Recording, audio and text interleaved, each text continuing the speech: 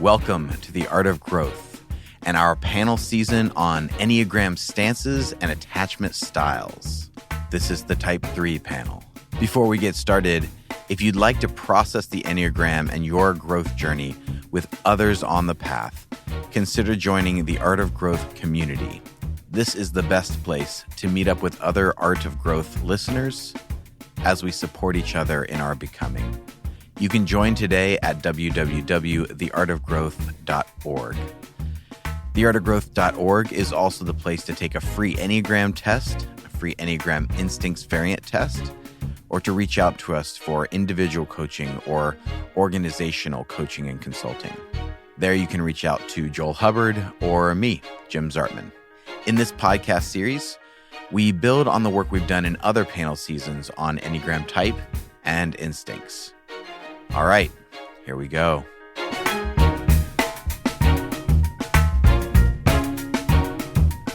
Well, welcome to the Type 3 Attachment Styles and Stances podcast. I am absolutely thrilled to have each and every one of you here today.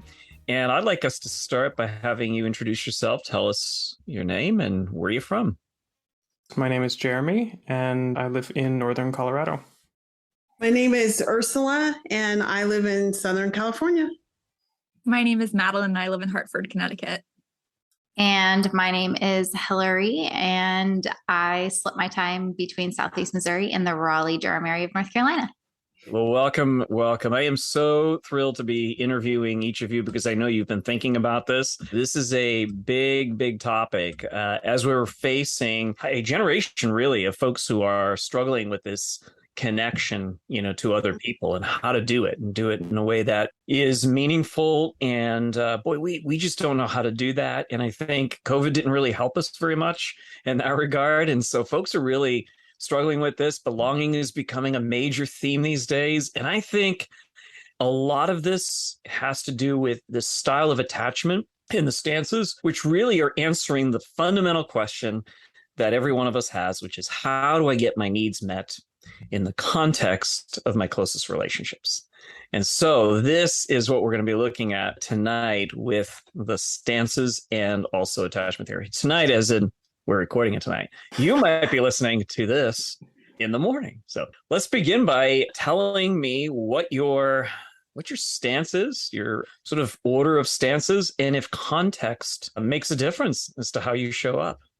I think that my first stance is the at energy. That's how I usually get it done.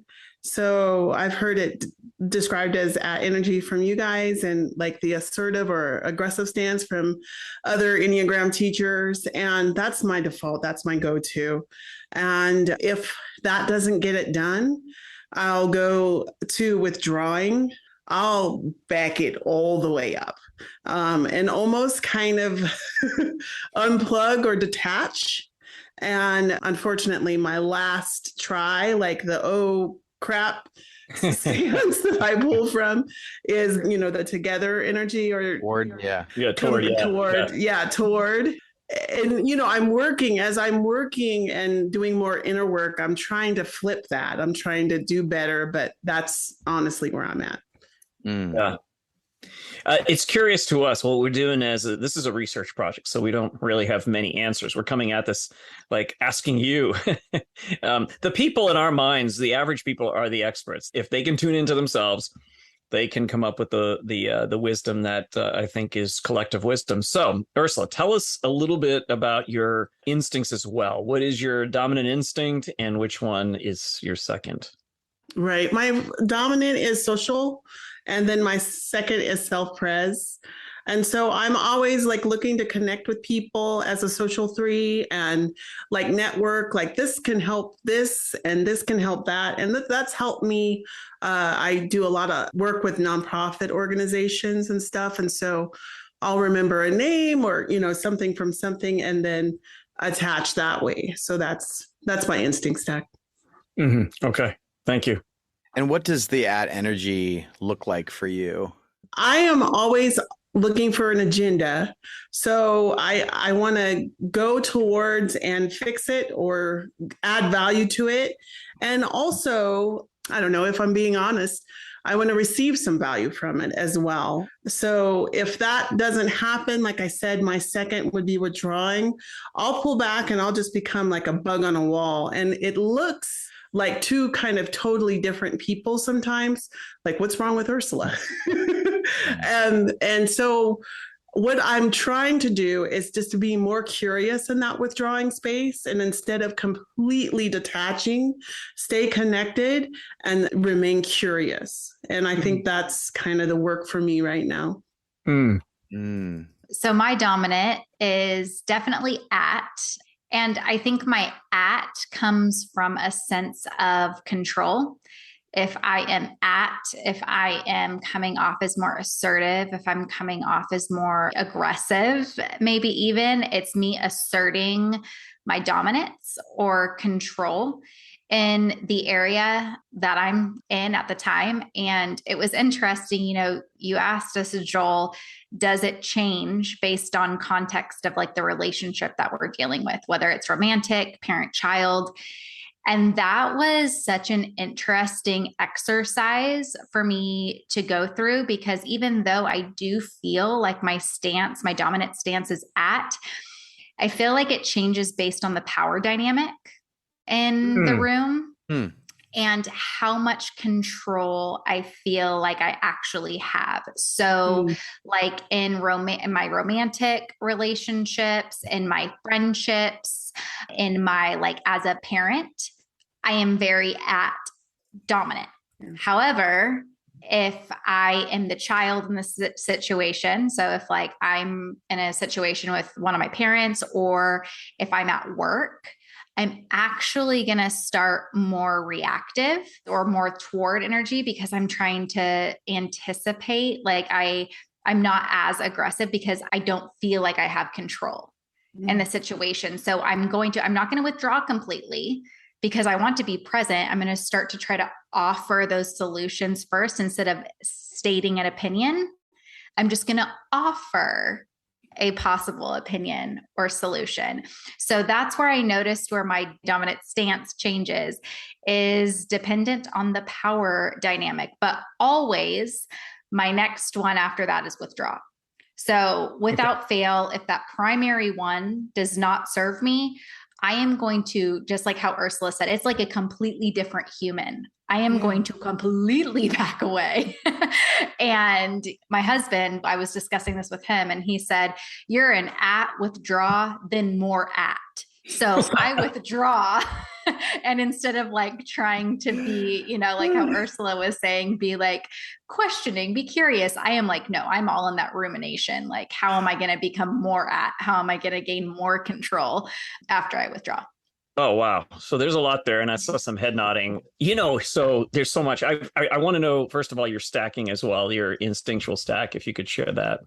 Yeah. So my dominant is sexual and my secondary is self-pres.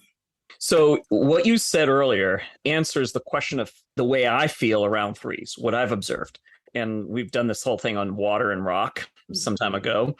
And threes overwhelmingly resounded with that. They said that is definitely something that I feel is that I become like water and other people are rock and I have to work my way around them. And so I'm curious about this as to like, because you said, if it depends on the power dynamic, it depends upon the relationship, it depends on a lot of things. And so I may move much more toward, which looks to me more like that water effect, because you're still at, and you still have an agenda. You still have a desired goal and an outcome, and you're kind of pushing that along. But maybe you're doing it in a different way. And maybe you can elucidate a little bit on that. And I'd love to hear from others as well. If that's what is happening, is more of like okay, this is the power dynamic I have to adjust in. And the three can do that. I can adapt. I can work my way around things. So it doesn't appear at all the time, right?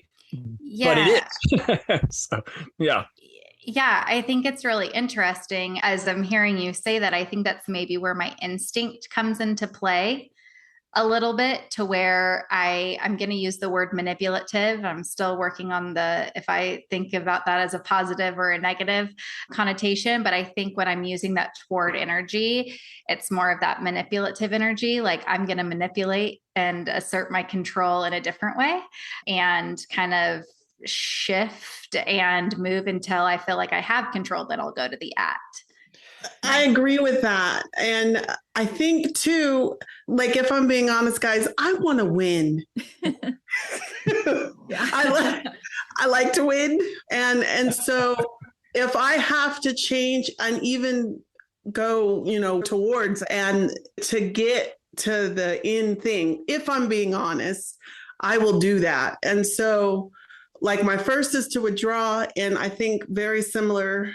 I think when I'm withdrawing, maybe I'm trying to be curious, but really, maybe I am trying to puzzle around that, what it is that the end goal is for me.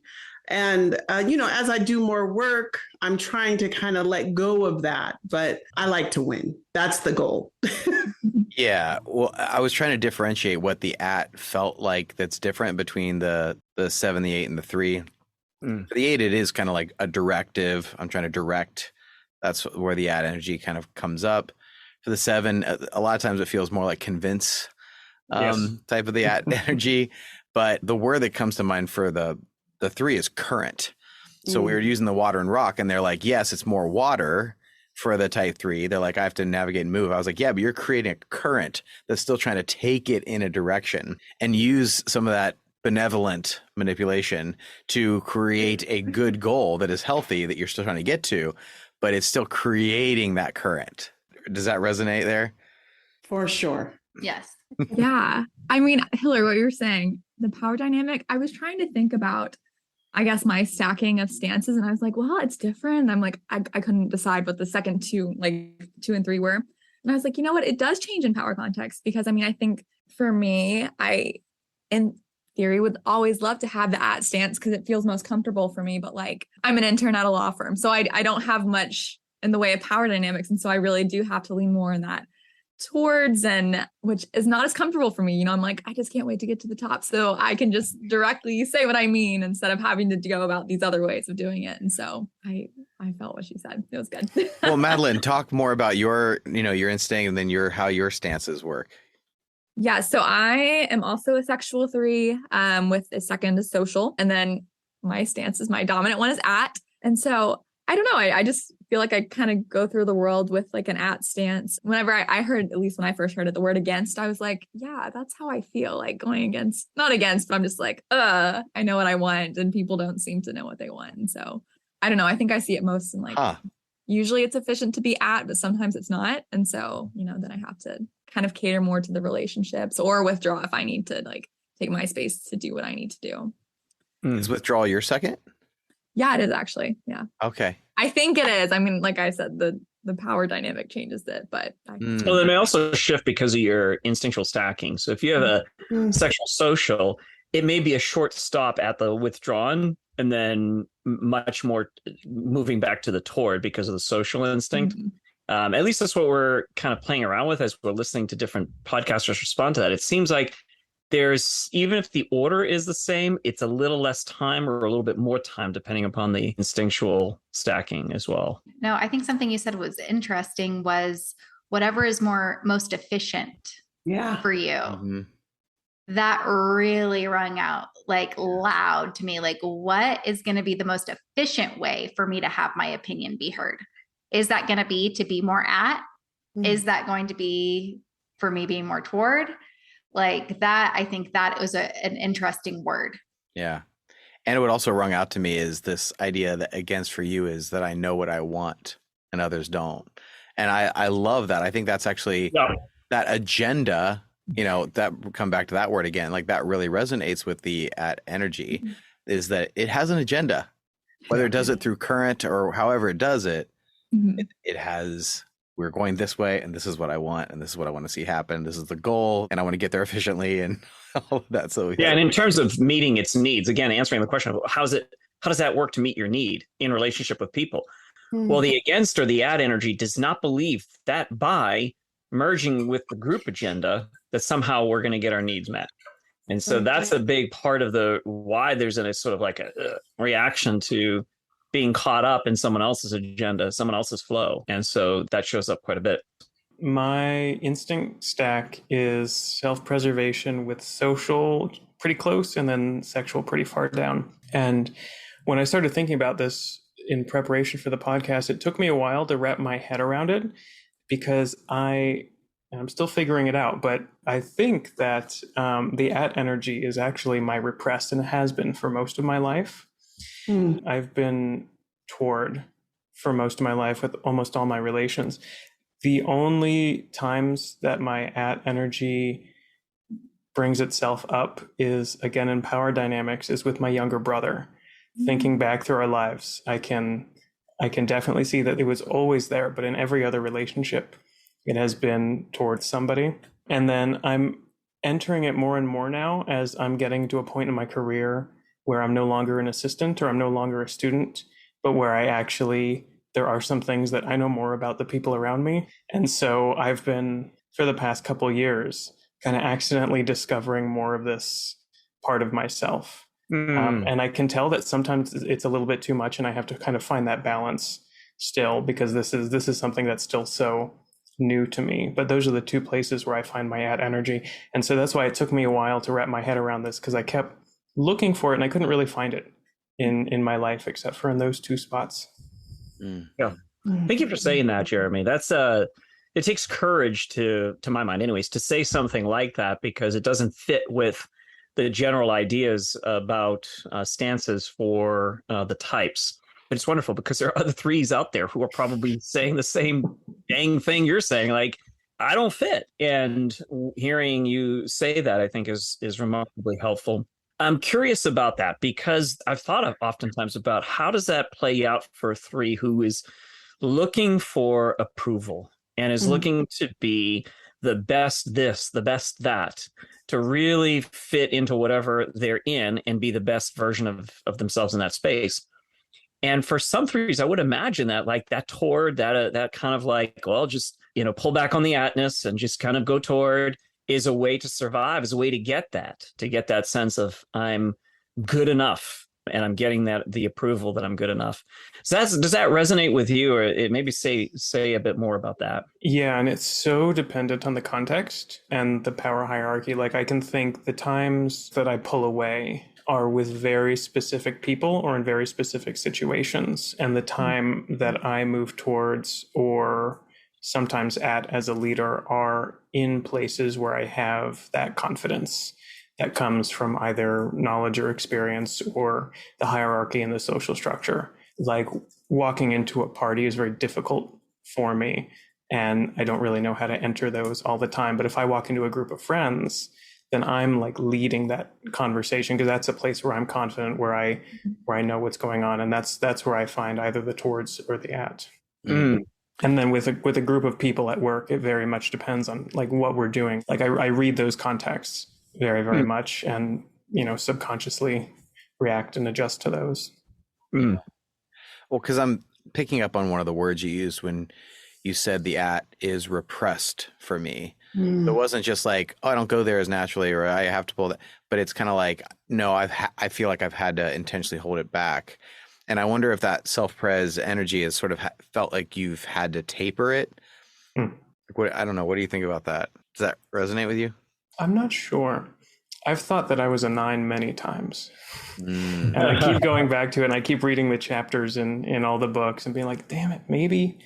But then I realized that I'm not. So I think that width and that pulling back from has been just so much a part of how I've survived and how I've navigated the world.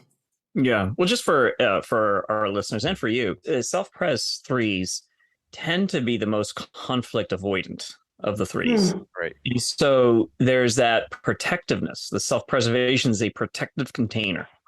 And so its alarms go off very quickly if it senses this is going to be bad. This is going to cost me a lot.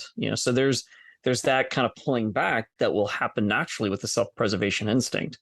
So I'm wondering if that's what you're noticing in yourself as well, is like that's what takes over in those purple spaces. Yeah. And some of that confidence that I've been finding the past couple of years, a lot of that is the confidence to push up against something that's in front of me. Or have the confidence to be in conflict with somebody and know that that's not the end of the relationship, or know that that's not going to get me in trouble. that's been my growth for the past couple of years. Wow. A lot of nods on that one here. I think that says so much to the power dynamic and how we from what I'm hearing just here, like we as threes, we show up differently due to how much power or control we have in the situation, because there's often times where, I mean, candidly, I thought I was a self-pres until just very, very recently, but it's because of that.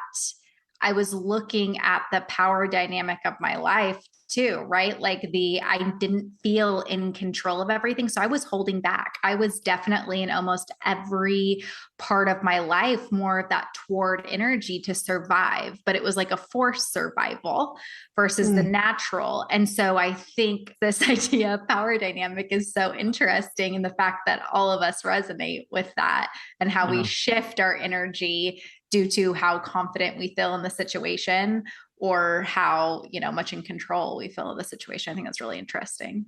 Yeah. That completely resonates with me. I'm a middle child. And when I'm with my sister and my older cousins, like my husband, I remember once we were out and I was running everywhere, like getting stuff for them and making sure, the food that they like to eat was here and all this stuff. And finally, my husband was like, "What is wrong with you?" And I fall right back into the little sister kind of role whenever my older sister, like she'll be at my house and I'll be asking her, "Is it okay if we," and she'll look at me like, "This is your house. Like, what are you asking me for?" But if, as a business owner, I'm a wedding and portrait photographer, like I have to be the person who says, go here and go there. And I don't have a problem with it at work. And of course, I don't have a problem telling my husband what to do. So there's that. Yeah. Do you feel like, do all of you resonate with the sense of like having to earn your way there? Yeah. It's like you don't get to have that power. You have to earn your way in the context of those relationships. I've seen head nodding. Is that? Yeah. Or if you claim that power, then you have to back it up. And again, that's mostly at work for me. It's like, if I take a chance, then I darn well better show up and do a good job at it.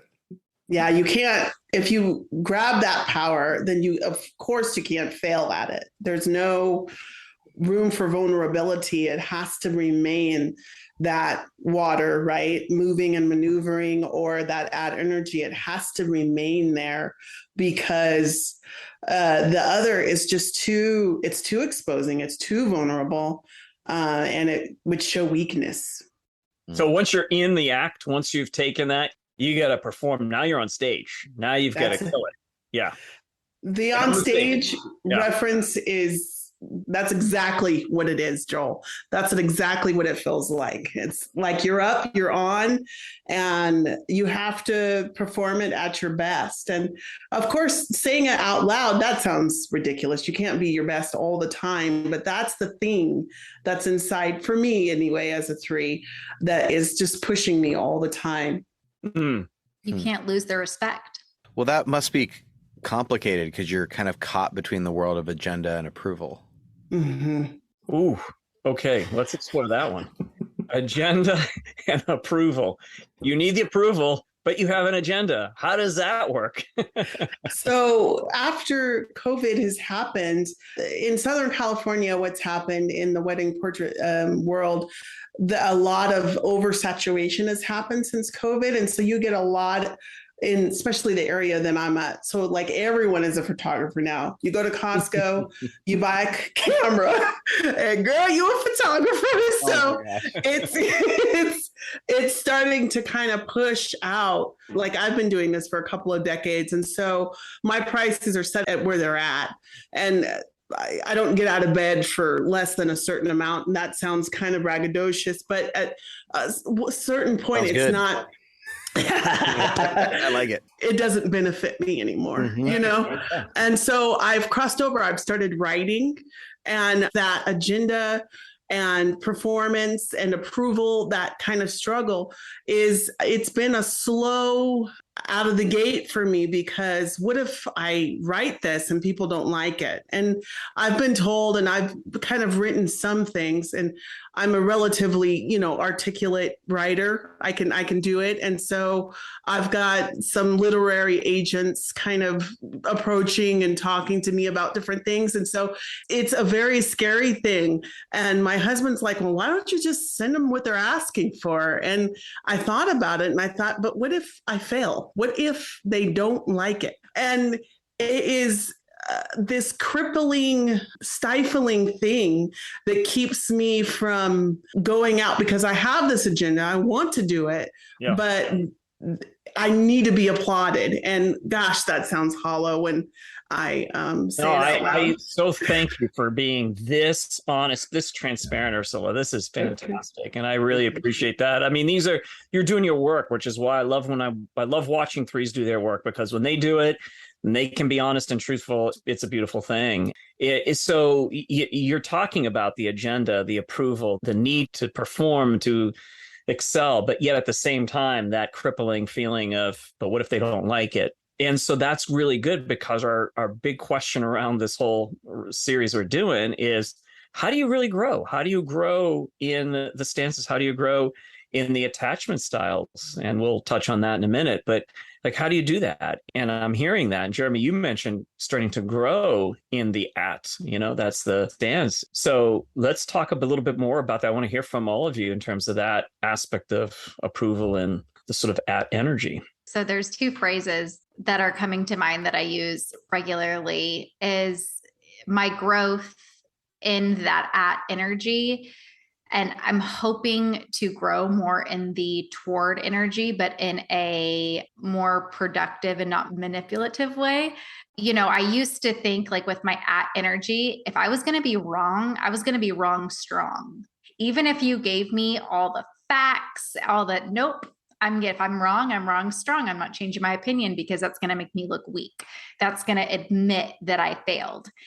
And now I've been changing my attitude to more like, I have strong opinions that I'm holding loosely. Like, I can have a reasonable conversation, that I can be strong in what I believe, but that I'm more open to the possibility that there might be I can give a little bit. And so that's kind of where my growth, I feel like, is in the stances, is from being wrong and being wrong strong, even if I know I'm wrong, to I have a strong opinion, but it can be held loosely. I honestly had trouble with that question, because I was like, what does growth look like in the stances for me? And so I don't know. I think at least recently I've noticed my emotions with my at stance, because I think in some contexts it's not good. And so, like, for example, in recent, conversations with friends and just other things that have kind of brought me anxiety or just like feeling like a loss of control, I think that at stance is really like kind of out of like an unhealthy fear and like an anxiety. And so just like when I see it in that context, I'm like, oh, that at energy it's not good. It's coming from a hurt place or a scared place. Whereas like, in other cases where I think that stance is coming from a more healthy, positive thing, it's like, maybe like seeing my value, like I'm in school. And I'm working, like I said. And so I think like that stance there that I'm working towards is developing like, I have this value, I have these skills that I have to give to my employers and to my school, and just kind of for me viewing the different emotions that are associated with that energy, like as to knowing whether it's unhelpful or whether it's helpful. Yeah, I said earlier that I've been exploring my at energy more, and I think the next point of growth for me is that in that exploration, in suddenly being the only person who knows about one specific thing, I've overdone it at work, and I have to be pulling it back, because there are a couple times that's led to failure, because I was so sure about something that I ended up being wrong about later. And then later we have to, as a group, kind of figure out like, okay, what's the middle ground? Like I've been a little bit too audacious in a lot of things as I've been exploring this. And I noticed that I mentioned my brother earlier, my younger brother. Our relationship started as I was way too much into the ad energy, and like it wasn't a healthy way to interact with him. And over time, I kind of brought it back to center. And that's what I'm focusing on doing now, is using that energy and having confidence and having an agenda and seeking it, but making sure that I don't realize I'm wrong when it fails, and then I have to come back and try to recover it. To lead with that, but then also seek advice and make sure that I'm not leaning too hard into it from the beginning. Let's jump over to attachment styles. And what I'd like you to do is keep reflecting on the stances and feel free to make the connection between them. There is a connection. It's an interesting one. We're not entirely sure that it's a perfect match. It seems like stances addresses some things that attachment styles addresses something else sometimes. And so we're not looking for a perfect match, but there are some similarities and some interesting differences. So again, attachment styles has to do with these 4 categories. Securely attached, which means I can ask for what I need, and I can also receive for what I need, and without demand. So if it doesn't come my way, I don't lose it. I'm okay with that. That's what ideally we're all aiming towards. And oftentimes we do get there in relationships. And then the next one is the anxious preoccupied. And that's the one that doesn't actually believe that they can get their needs met by themselves. They really rely on the relationship. Like, you have to meet that need. That's not necessarily overt. Sometimes it is. Sometimes it's explicit. Sometimes it's implicit. And then the third one is that dismissive style, which is, I don't trust anybody to meet my needs. I'm going to meet my needs. And they kind of push people away. This is a bit of a distance that's kept, at least at times. And it doesn't mean that these people are introverted or that they're just antisocial. They can be very social, very engaged. But it's like, yeah, but I meet my needs my way, not trusting you to meet them. And then there's the fourth, and that's the sort of disorganized one that doesn't really have a clear strategy on how they get their needs met. So again, talk to me about which one is yours, your starting point, your default point, and does context make a difference? My default is definitely more of an anxious attachment style, but I do feel like context matters for this, for me. And I think it's very similar to the stances. Is it has a lot to do with the power dynamic with it and how safe I feel in the situation. And safety and security, I use very interchangeably. If I feel that I'm in more of a safe relationship, I will lean more towards that secure attachment style, but it takes me a long time to feel safe and secure within a relationship, because to kind of what we were talking about earlier is I have to earn that status, I guess, in the relationship. I have to earn the right to earn that person's acceptance of me. And so I think I go back and forth, like in my close relationships, like with my husband and with my best friends, I definitely still default with that anxious attachment style, but there are times where I can be very secure in my attachment. Like, I don't need a lot back. I don't need reassurance, but that's only for people who like have really, like, we've really been through it. We've really built trust. Like, as a parent to my kids, that anxious attachment style is always there. Like, I need the reassurance of my kids all the time that I'm a good mom, that I need that back. And obviously they're children. Like, they can't, but it's like this constant like need for that, getting something back. And what do I need to give to feel secure in that relationship? Because security seems so fleeting to me, because it seems like I'm having to constantly earn security in every relationship that I have. And so definitely as a default, like, I am definitely an anxious attachment style. Like, that is like reading my number on my relationships. But I can get to the secure, and that's what I'm wanting. Like, obviously that's the goal, right? To get to that secure. But yeah, that's definitely where I start. Is that anxious? Yeah. Thank you. Well, Madeline, you're also more of the sexual 3. Does that resonate with you? Are you different in that way? I resonate with a lot of it, but I feel like secure is definitely my starting point. But at least in times of like stress, I feel the anxious one like pop up a lot. And so, but I agree, like you said, it was based on, the security of the relationship. Like, my close friends and family, I'm like, the relationship is good. And I don't feel the need to like have them provide me with things or me necessarily provide them with, I guess, emotional need meeting. But I don't know, like I think in relationships a lot, like I see the anxiousness come out because it doesn't feel stable. So like, I'm like, what is the status of this? What is this? You know, I just want to know where things stand. And I found out my mom has a, you know, pretty bad health condition. And so after hearing that, I was like, oh no, like I need to, where do we stand? I need to get everything out. And I felt that anxious attachment a lot. And so, it definitely depends on like, not just the person, but like my exterior surroundings and life situations as to my security. Yeah. Well, I appreciate you saying that. I think you've named something that's important, and that is there is a lot of fluidity to this. You know, it's not like you arrive at a stage of security and you're oh, thank God, finally here at security, and I'm good now. Like there is no such thing. It's you're in the security, you're out the next day, you're back in. It's more of it's a situational, it's a contextual thing. It's what I'm feeling internally. So you mentioned contextual, like what's happening with your mom. And sometimes it's just internal. Like I'm feeling a little raw today. I'm feeling a little sensitive today. And so there might be a few more touch points. Like I need to make sure we're okay. I'm okay. Are you still happy with me? That sort of thing. So I appreciate the mentioning the fluidity of that.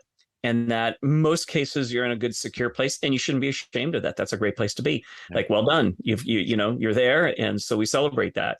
And then other days, I'm not there.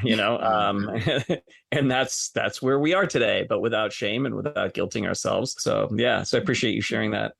Madeline, what about like the context of a new relationship? Well, I recently have started one, so that's where I'm like, oh my gosh, the anxiety alarms are going off, and. Okay. And so, but I wonder, it's kind of starting like in a long distance context. And so it just feels even more unstable. And so I'm always like, it's really okay. And my head's like, it's not okay. You don't know where you stand. You don't know what's happening. Yeah. But I mean, I think like in contexts where I like have a lot more interactions, I can kind of gauge more frequently. But relationships is definitely where I see the anxious attachment the strongest. And until I get in like a comfortable place with my partner. So yeah, even how you phrase that, like wanting to know where I stand. That's interesting. Okay. One type 3 said, every day feels like a job interview day. It's like every day I'm getting, wow. It's that same thing.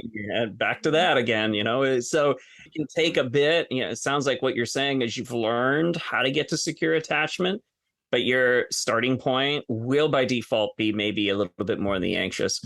That's not a problem. We say your starting point's not your problem. If you know how to work through it and get to the secure attachment, that's wonderful. That's great. That's the work, So yeah. That definitely resonated with me, the oscillation between like secure, anxious, and dismissive. I think I probably go from secure to dismissive, and then maybe into anxious.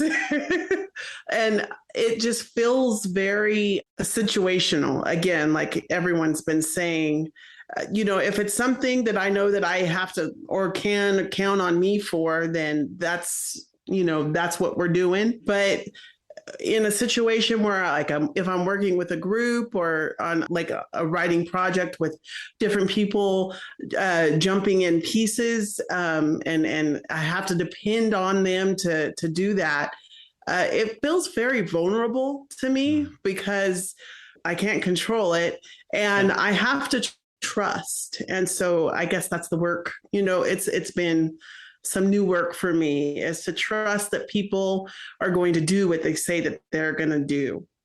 And that makes me a little anxious. Yeah. Well, you also talk about the moving through them. And it's interesting with some other types, it's been, more fixed. And with heart types, I'm seeing this a little more, this fluidity. And I'm wondering if it's because of the externalization, like looking to others, wondering about where I stand, and that the stance can actually become more mobile because of that external looking. I haven't thought about it like that, but me neither. It just came as I'm listening right now. So we're just discovering right now together. I think definitely the fluidity thing definitely rings true. I oscillate, and I guess it is because of the approval thing. Because with my kids, I made these people. I don't need their approval. They're my humans. That's like, for me. And so I don't ever oscillate like with them, but in a situation like at work and when things are new, there is kind of that fluidity, that jumping back and forth from anxious to secure to maybe avoidant or dismissive. Yeah. Yeah. Interesting. Well, and again, this is great that there's diversity even on this team. We need that. We need different. We don't need the same. We need well, for me, this is, I start more at the dismissive. For me, it isn't with my children. It's different with my children. That's great. It should show up differently. And this speaks to the complexity that we all are. And so I appreciate that.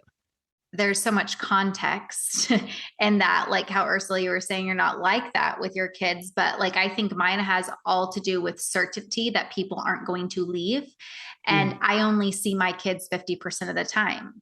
And so I am always, and I know that when my oldest son is 12, he will get to decide who he wants to live with. And so for me, it is not certain. His relationship with me is not certain. So I'm always trying to gain that certainty. So where my growth process is like actually learning to be okay with the uncertainty, the more secure my attachment style becomes. I've had to teach myself that it's okay to have a gray area. You don't always need everything black and white, but my anxious attachment style wants very clear, certain guidelines, just like how there's very clear, certain guidelines sometimes in an organization to climb that ladder, right? I like those clear, certain guidelines in my relationships. And when I do not feel like there's certainty in relationships, there's no clear guidelines, that's when my anxious attachment style is like on overdrive. And so my growth is learning that it's okay to be uncertain. And that's when I can become okay with being uncertain, that's when I'm actually able to become more secure. Yeah, the security, that's really well said, because the security, the more that you pursue security, the less secure you feel. It's an interesting thing that happens there. Coming into this, I thought I wouldn't have anything to say, but listening to all of you, I'm finding all these points in my life. I think I'm pretty secure, like most of the time, but there are definitely times when avoidance or anxiety come into it. Like I work from home a lot, and like my work is mostly up to me, and there's very little success or failure. Like there's no scale that says like this is good and this is bad. And so one of the things that I find that I have anxiety about a lot is whether I'm living up to what I could be and what other people are seeing of me, and are they seeing the progress that they want, or are they seeing good progress? And my relationship with my boss is very secure, but professionally I worry that I'm not living up to, I don't know, maybe it's some ideal that I have. And then like I can find myself being avoidant with people that maybe I don't know. Like I found that anxiety with work and with important relationships sometimes, like starting a new relationship, like we've all been saying, I want to know where I stand. And I'm, like Hillary said, I'm getting used to that gray area where I don't have to know all the time. But then avoidance, I've just, as we've been talking here, I've been noticing how often I don't want to have to rely on anybody else. Yeah. And so I don't know, if there's something that has to happen, I'll just do it myself, or I won't seek help, even if that might help, because I think I'll just do a better job. Or if my wife and I get in a fight, then I'll just shut down and go away and be like, I'm fine just by myself. I don't need anyone else. And so in the extremes, that's where those show up. Well, as we wrap up our time together, you've already said so much about how you're growing. And we've been bringing that into everything we've been saying up to this point. Is there anything else that you would like to say? This is something that has helped me to grow, some new awarenesses that I'm having, some new steps I'm taking in both categories, the stances or the attachment styles, that this has helped you. Is there anything like that you would like to share? For me, the biggest thing was just awareness of the different ways that I may enter a situation. And I do a lot of journaling, and that's where I kind of figure out like, oh, I actually, as I'm thinking through this, I'm realizing that the way I interacted with this person is different from the way I interacted with this person. And it worked here and it worked here, but maybe this other way would have worked better. So for me, it's really just awareness and then a little bit of processing and journaling or just talking out loud to myself and figuring out what happened and why it happened and noticing these ways that I interact with the world and the people around me. I love it. Let me just say this part because it's so important to understand for our listeners. The adaptation that the 3 has is not necessarily just like any one of us, other A types. None of us are doing things in that full level of awareness. And so the adaptation of the 3 may not always be just because you have the capacity to adapt in all kinds of different ways. It is sometimes driven, unless we become aware, it's driven by default. It's just automatic. And so you're journaling, you're capable of seeing that, oh, that was more automatic. It wasn't a conscious kind of thing. And so I love that you're able to catch yourself, and the awareness is huge. So thank you. I think something that I'm realizing in my growth is that I realized that I apologize a lot for how I come across or my attachment style. I mean, I used to apologize all the time to my husband that I needed that reassurance from him that he was not going anywhere. And there was so much apologizing going on, apologizing for just being who I was. And I think the acceptance, for me, that's where the growth is happening, is the acceptance of who I am, and that it's okay to have this stance in the world, to be a dominant, like at energy, that's okay. And that sometimes I do have an anxious attachment style. Most of the time I do. And that doesn't make me good or bad. And that doesn't make me a failure or a success. It just frickin' is. There you go. And that I don't need to apologize. That's right. Yeah. So good. Preach. That was awesome. For me, like I said, what I have been learning is to be more curious about things. So my default is to be kind of dismissive and just get it done. And so I too, like Jeremy, will journal and see how I did something. And then the next time on purpose, approach it differently with a different energy. So with drawing or, just trying to kind of look at it a different way.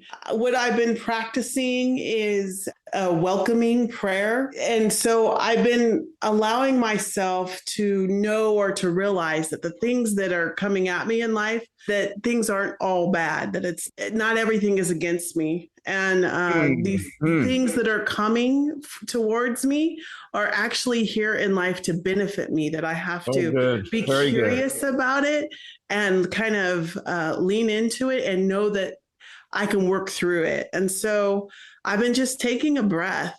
And if it's withdrawing energy, if I'm going to withdraw, I'll withdraw, but not unplug, because when I withdraw, I'm like, bye, deuces. you know? So I try not to go all the way. I try to stay present when I do it, instead of completely withdrawing. And then, accessing the with and being a part and not feeling diminished when I'm part of a group, because that's kind of the feeling that I feel, that I feel too small when I'm part of a group. But it's okay to be that way sometimes. Whew, that's good. There's a lot of good juice in there. If I get started, I won't stop. So I'm going to shut up and listen to the rest of you.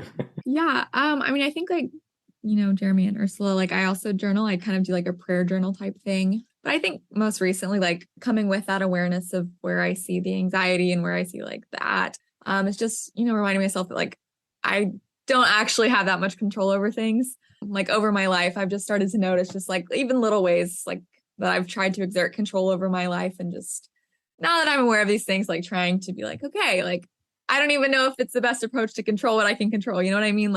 I don't know. And I know it sounds kind of negative, but it's it's going to be okay. I'm not in control, and that's maybe a good thing. And there's a lot of room to trust and grow. And for sure. Yeah. Still figuring it out. Yeah. No, that's a fundamental, foundational level of awareness, is how much do I actually control? and Jim drew up a kind of, I think it was a concentric circle, Jim, was it? On circle of control. And, it's just been enormously helpful for so many people to try to just like map out what is that I actually do control. And what do I think that I control that I don't control? It's not very much. Yeah, it's not very much, right? For the threes, it's really remarkably helpful to kind of get at what is it that I'm trying to control that there's no possible control of. And so like learning to be able to relax around some of that. So it's really good, Madeline, really good. Wow. Really good. I mean, thank you so much. Each of you brought something so rich that I think people will be chewing on this for a long time. It's just so much in there that there's so many little nuggets that were sprinkled throughout this entire podcast. I just want to thank each of you so very much for bringing yourself to the table, which isn't easy, and you did it. You brought yourself. You were honest, transparent. Even if you went back to sort of performance, like, threes will sometimes do, I could feel you pushing right back into the honesty space and the vulnerability space. For me, that is what marks out a real person of the work who's doing the work of transformation, right? It's like, it's not that you're in one or the other all the time. It's just this movement, like, oh, I can feel it pulling back and leaning back in. So thank you so much for doing that and for your wisdom, for all the things that you've learned and sharing that with us tonight. Thanks for listening to this episode. You can follow us on social media or sign up for our newsletter at theartofgrowth.org. You can also go there to sign up for the community or to reach out to us for coaching. But hey, since you're here, why not stick around for another episode? Grace and growth, my friends.